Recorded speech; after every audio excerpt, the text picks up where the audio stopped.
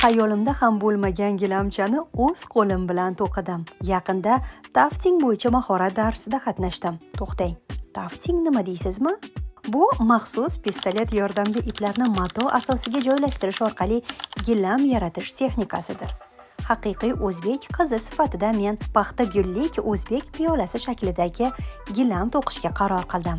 Va qarang, ilk urinishlarimdayoq nimalar yaratdim. Natijadan juda ham hayratdaman. Bu joy qayerdaligini bilmoqchi bo'lsangiz, videoni albatta oxirigacha tomosha qiling. Gilamcham uchun ko'k va oq ranglarni tanladim. Bu jarayonga 3 soatdan ortiq vaqt ketdi.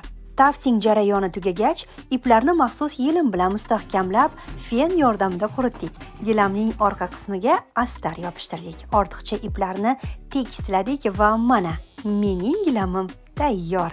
Aytgancha, Tafting London studiyasi mana shu manzilda joylashgan. Rostini aytsam, bu juda yoqimli va xotirjamlik baxsh etadigan tajriba bo'ldi. Siz ham Tafting master-klassiga borishni istarmidingiz? Izohlarda qoldiring va obuna bo'lishni unutmang.